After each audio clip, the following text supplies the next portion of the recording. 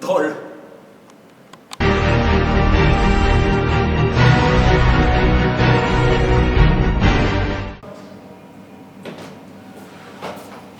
Dernier cas, c'est facile.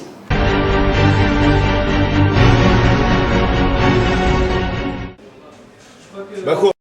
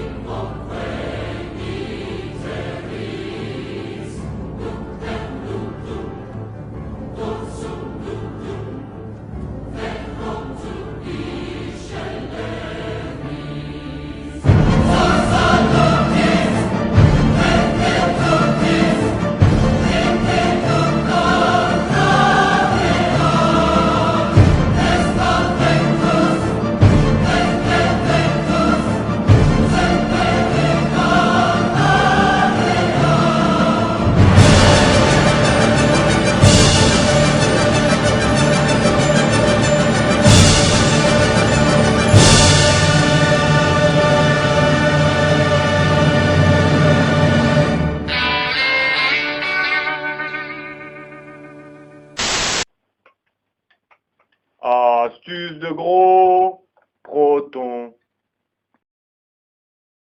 Hé l'ami. Tu sais pas où squatter? Tu veux des bons plans de MP? Alors voilà.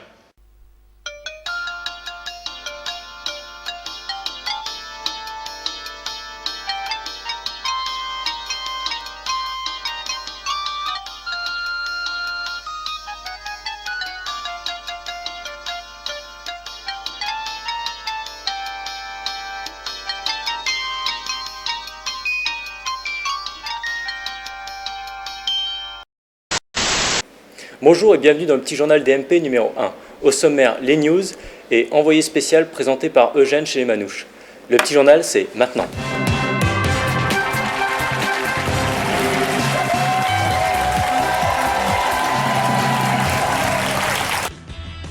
Comme vous pouvez le voir, Rémi est passionné en TD. Et derrière lui, ça rigole bien. Maintenant, allons voir ce qui se passe en amphi. Ah, mais ça serait pas Rémi avec son bandana ?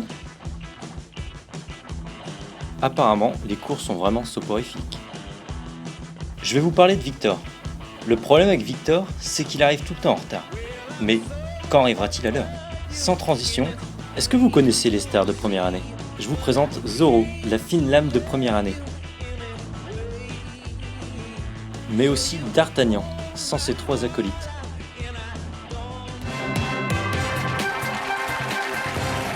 Nous allons retrouver notre envoyé spécial Eugène sur le terrain. Alors Eugène. Ici l'envoyé spécial, Monsieur le Russe. Donc aujourd'hui, ça va être une enquête assez dangereuse pour moi. On va s'intégrer dans le camp des Manouches. On va voir comment ils vivent. J'espère qu'on va en interviewer un. Donc d'ici déjà, tu peux te rapprocher, on va regarder leur camp. Regardez, c'est par là-bas qu'on va s'infiltrer. Pour constater le désastre. On va risquer notre peau. Vas-y Eugène, essaye de te rapprocher. Oui, donc voilà, Maxence. Là, on va se rapprocher vraiment du camp de Manouche. J'ai commencé à avoir un peu peur. Je vous avouerai que je tremble. Mais c'est bon, quand suivez-moi. Donc là, ils sont pas très loin derrière ces forêts. Enfin, cette forêt plus ou moins grande. Mais derrière, on peut déjà apercevoir des petites caravanes. On va se rendre à l'enclencher. Suis-moi, suis-moi. Chut, fais moins de bruit. Je crois que j'aperçois un manouche. Est-ce que vous le voyez? Il fait des drôles de trucs. C'est pas des humains. Ils sont pas comme nous. Rapproche, viens, on va essayer de lui parler. Il paraît qu'il s'exprime même pas dans notre langue. Excusez-moi? On peut pas te faire peur. Tiens, un billet. Tiens, billet. Bonjour monsieur. Vous vous appelez? Moi c'est Jimmy. C'est Jimmy. Bonjour monsieur Jimmy. Ah c'est Jimmy chef. C'est moi. C'est Jimmy. Donc voilà, on est en présence de Jimmy Chef. Hein? Donc vous habitez ici monsieur? Non, ouais, j'habite ici. J'ai fait la caravane ici. Il y a un caravane de maman là-bas. Tu vois, la caravane de maman là-bas. Hein? Je crois qu'il habite dans une caravane avec sa mère. Ah ça, maman elle est là-bas. Il y a déjà. Viens. Non, c'est bon, on a interviewé qu'une seule. Attends, prends du bois. Tiens. Mais les manouches, ils en pensent quoi de cette pétition? Oui, donc vous êtes au courant pour l'avis d'expulsion que les gens doivent signer à l'UT? Qu'est-ce que tu parles de ça veut dire quoi ça? Je connais pas la qu'est-ce que tu veux dire? C'est un avis que les gens de l'IUT doivent signer. Tu vois? Qu'est-ce que tu je signe pas, tu t'as signé toi? Non, j'ai pas signé. Non, rassurez-vous. Moi j'adore vous avoir à côté de nous. C'est bien, tu veux du bois? Non, je veux pas de bois, non. Tu veux du bois toi? Tu veux du bois? Qu'est-ce que tu veux? Moi je cherche un caravane du pain. J'ai mangé moi, manger. Manger? Non, on en a pas de manger. Ah moi je m'en fous, j'aurais mangé, j'aurais pas de feu et tout. Je crois qu'il veut faire du feu. Ouais, tu veux manger moi. Non mais très bien, merci pour l'interview. Attends, c'est quoi ton cul? J'aime bien ton cul. Mon cul, non mais ça... Oh là Eugène, fais attention. Allez. Non, pas de Ouais, donne ton cul, donne ton Je cul. crois qu'on va y aller, on va... Vas-y, donne ton cul. Vas-y, donne ton cul. Attendez, j'ai perdu le signal avec Eugène. Ah non, finalement on l'a retrouvé en direct, regardez.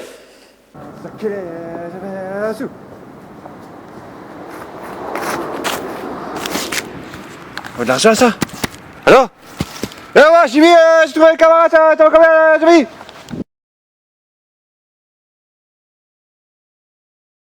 Voilà qui conclut notre édition du Petit Journal. On se retrouve pour une prochaine fois. Allez, à ciao, bonsoir.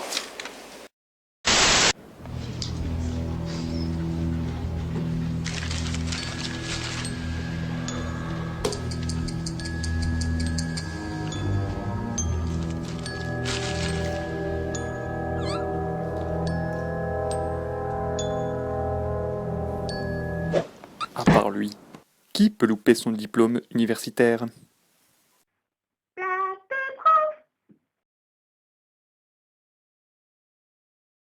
Mon histoire avec beaucoup d'humour britannique. Donc c'est l'histoire d'un camion qui transporte des trous. Il en fait tomber un, alors il fait demi-tour et il tombe dedans. Ça s'arrête là.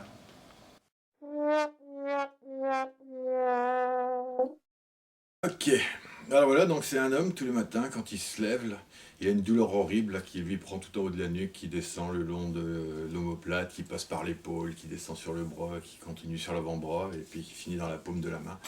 Vraiment une douleur insupportable, puis il dit bon, bah, ça devrait passer, et puis le lendemain, rebelote, il se relève, toujours cette douleur horrible qui démarre en haut de la nuque, qui descend le long de l'omoplate, qui passe par l'épaule, qui descend le long du bras, qui passe par l'avant-bras, et qui se termine dans la main.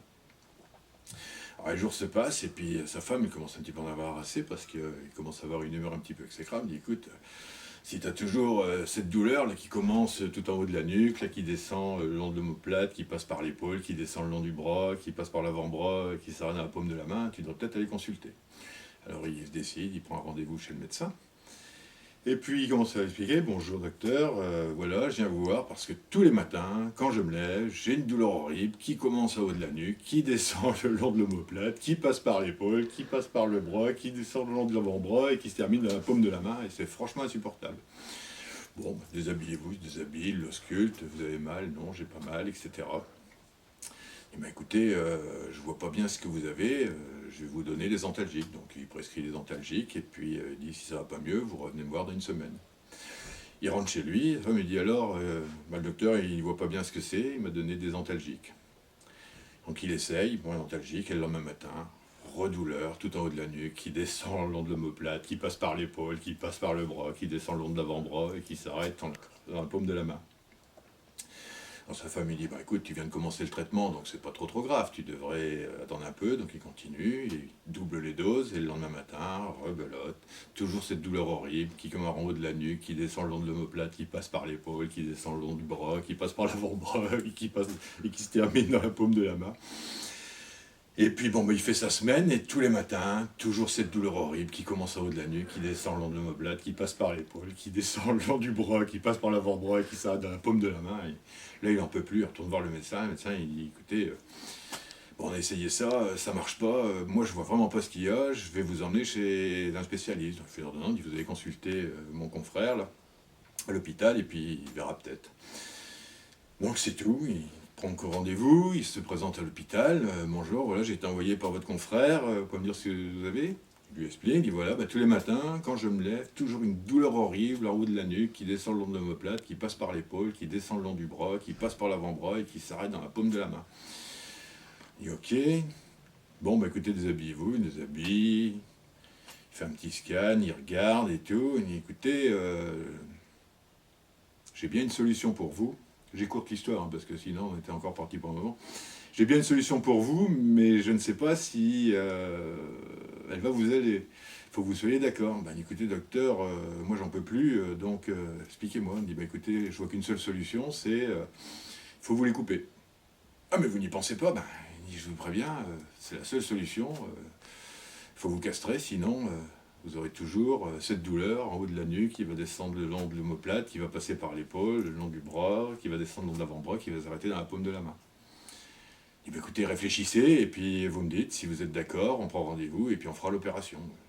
Il rentre chez lui, il explique à sa femme, il dit, tu comprends, ça m'embête quand même un peu, et tout, me faire castrer, je vais voir. Et le lendemain matin, il se relève, et toujours cette douleur de plus en plus horrible, qui commence au haut de la nuque, qui descend le long de l'omoplate, qui passe par l'épaule, qui descend le long du bras, qui passe par l'avant-bras, qui s'arrête dans la paume de la main. Et il tient comme ça encore pendant une semaine, mais là il n'en peut plus, toujours cette douleur qui commence au haut de la nuque, qui descend le long de l'omoplate, qui passe par l'épaule, qui descend le long du bras, qui passe par l'avant-bras, et qui s'arrête dans la paume de la main. Alors il téléphone, il dit, écoutez docteur, j'ai réfléchi, opérez-moi.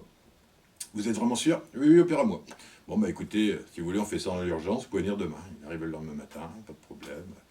Il se fait opérer. Le chirurgien vient le voir juste après, lui dit alors comment ça va? Ben ça va, je vous dirai ça demain matin. Et le lendemain matin, il se réveille, plus de douleur. Ouais, merci docteur. C'est vrai que l'opération m'a considérablement diminué, mais c'est vrai, nickel. Et puis il rentre chez lui, il se lève le matin, plus mal. Seulement bon, ben, comme il lui manque quand même certains attributs, il faut qu'il refasse un petit peu sa garde-robe. Et il dit à sa femme, tu sais, là, il faut peut-être que je refasse des pantalons parce que ça coupe plus vraiment bien. Il dit ouais, non mais t'as raison, vas-y. Donc il va voir chez un marchand de fringues et puis il dit voilà, je voudrais un pantalon, je voudrais me refaire des pantalons. Alors le gars il prend ses mesures, etc. Il dit ok, il n'y a pas de problème, vous revenez demain et puis ça sera fait. Puis le gars il s'en va, puis à un moment où il allait franchir la porte, le tailleur lui dit ah au fait monsieur, une question. Est-ce que je peux poser une question? C'est un petit peu indiscret, mais c'est absolument nécessaire. Oui, oui, allez-y. Est-ce que vous portez à droite ou est-ce que vous portez à gauche? Le gars, je comprends pas. Ben si, c'est très important. Il dit, mais comment ça? Parce qu'il n'a pas envie de lui expliquer ce qui lui est arrivé. Ben, il me dit, c'est simple. Si vous portez à droite et que je vous fais un pantalon qui porte à gauche, tous les matins en vous levant, vous allez avoir une douleur horrible au haut de la nuque, qui va descendre le long de l'omoplate, qui va passer par l'épaule, qui va passer le long du bras, descendre le long de l'avant-bras et s'arrêter dans le paume de la main. Voilà.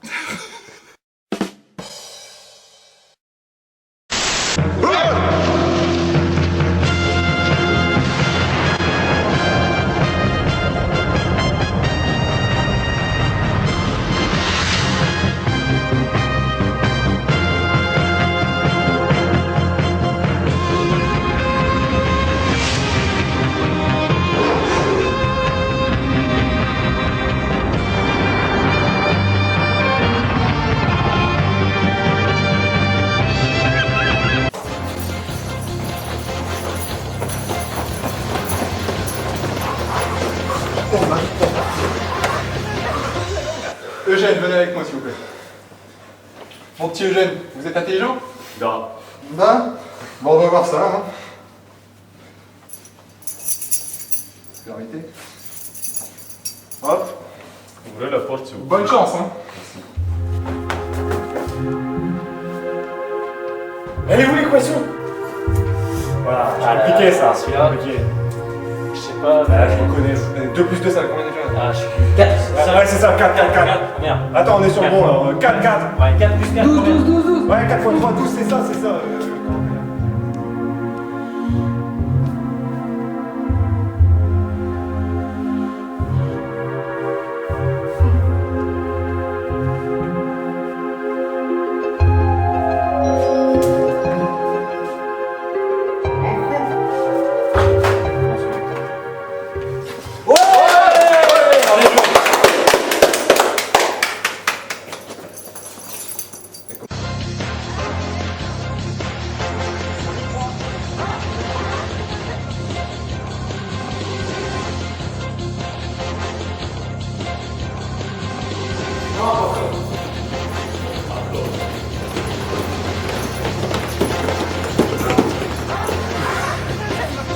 Vous n'en avez pas avant? On a tout déchiré. Ouais. Je vais prendre le plus costaud d'entre vous. Matin, venez avec moi s'il vous plaît. Vous avez vos biceps vous? Vous allez les utiliser. Bonne chance.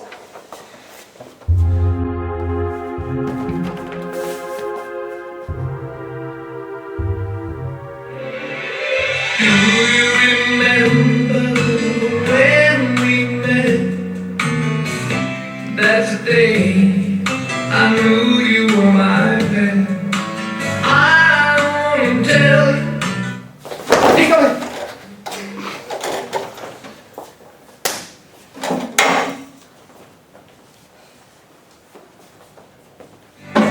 How much I love you.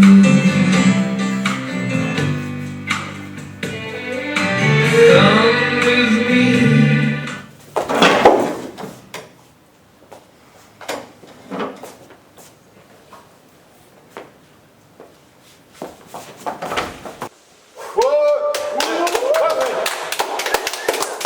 C'était les chaises musicales. Je vais faire la taille.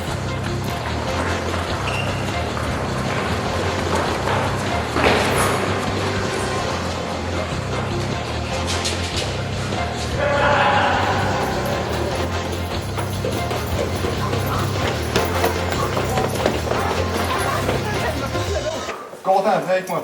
Allez. Vous êtes l'intello du groupe? Vous avez une belle tête de suceur. Cette épreuve elle est pour vous. Vous aimez monsieur Berge? Alors bonne chance.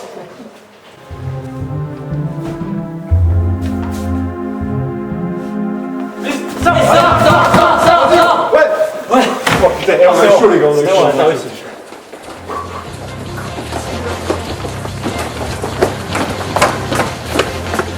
Mais vas-y la boule, qu'est-ce que tu fais? Entrez.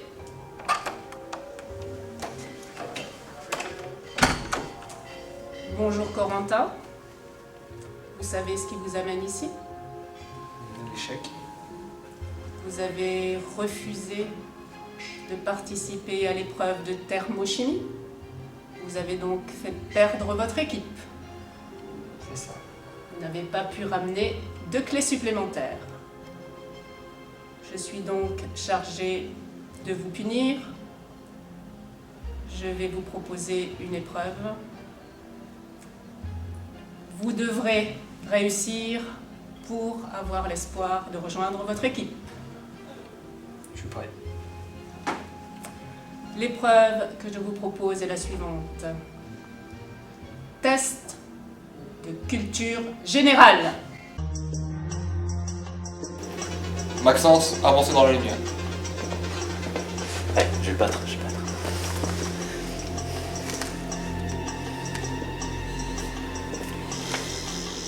Ça va être dur.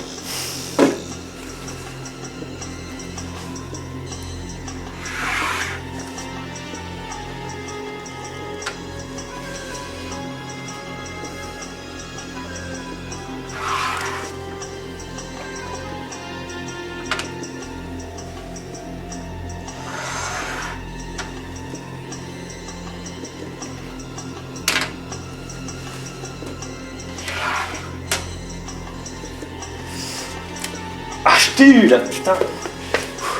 Allez, file-moi l'indice. Baptiste, avancez dans la lumière. Salut.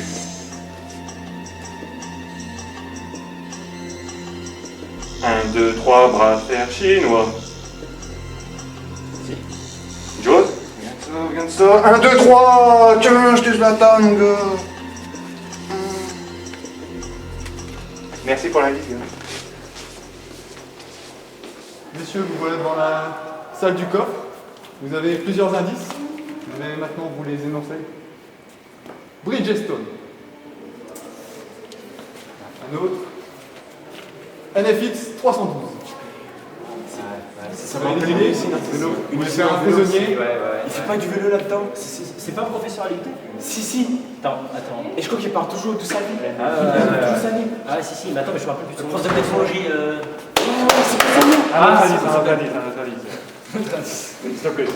Il est chauve. Monsieur Rennes. C'est lui.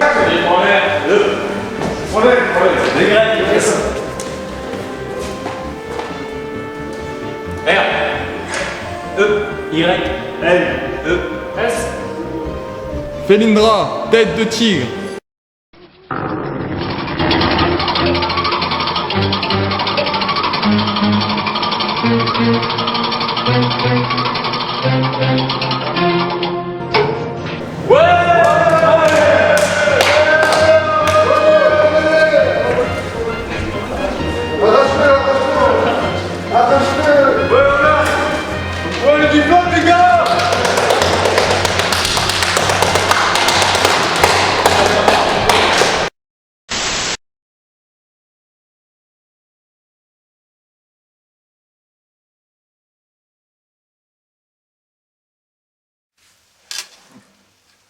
Hey, salut toi.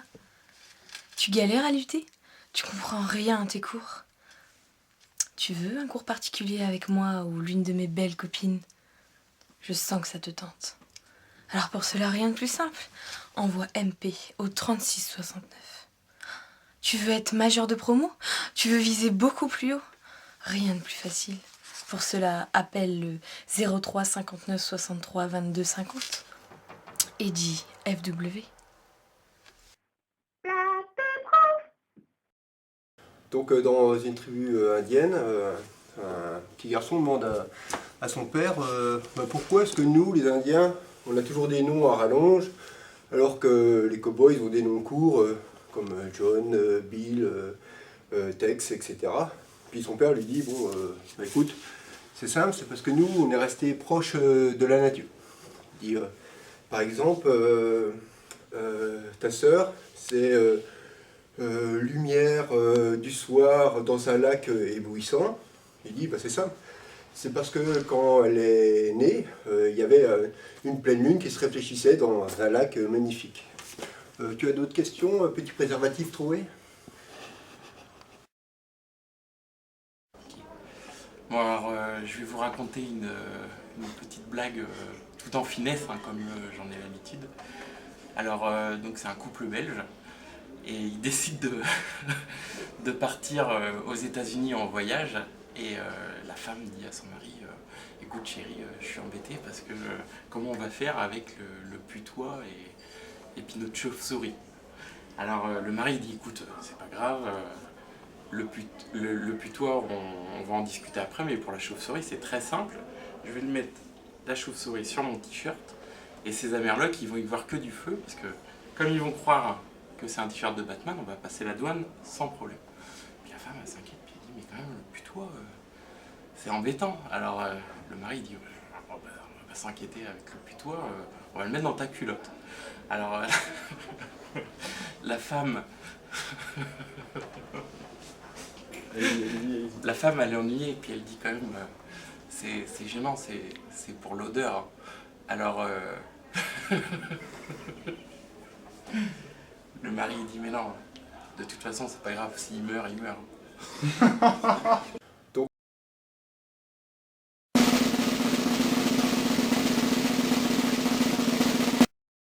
Vous aussi, votez pour la meilleure blague sur la page Facebook Grand Poton 2012-2013.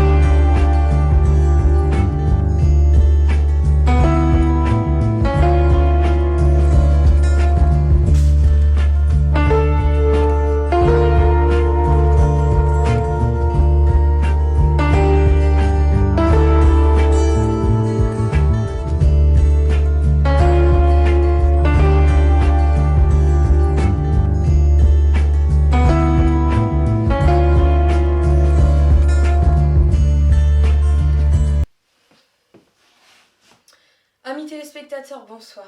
Ce soir, nous allons vous raconter la terrible histoire de Victor Boudognon. Une personne apparemment normale, apparemment seulement, car c'est une personne pervers et diabolique au-delà de toute raison. Il est l'auteur présumé de dizaines de milliers de crimes à travers le monde. Et que reproche-t-on à Monsieur Boudognon? D'avoir séquestré, torturé et humilié des centaines d'étudiants.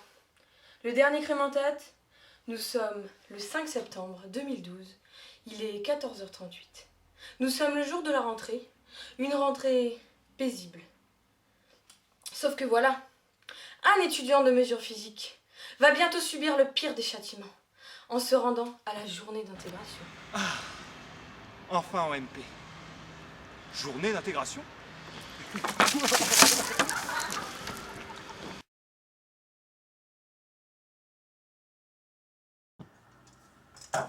Bien, si je vous ai convoqué, je pense qu'il est temps de vous recadrer pour éviter d'autres débordements. Vous avez une attitude absolument déplorable, totalement irrespectueuse en amphi. Vous êtes un élément perturbateur, donc je pense que maintenant ça suffit. Vous allez avoir 3 jours de mise à pied, parce que c'est absolument intolérable. Les étudiants sont là pour travailler, sérieusement. Ils ont envie de réussir. Donc vous venez les éclabousser, les embêter. Je rappelle que l'amphi n'est pas un lieu de restauration, n'est pas un lieu de beuverie. Donc vous allez, donc je répète, 3 jours de mise à pied. J'attends au bout de ces 3 jours une lettre d'excuse.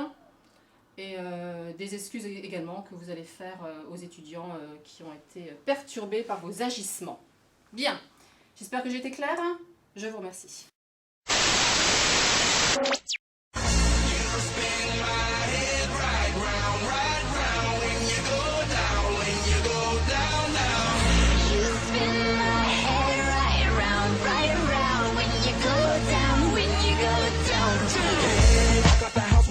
Hop in there with Joe, I got places to go. People to see, time is precious. I look at my Cartier out of control.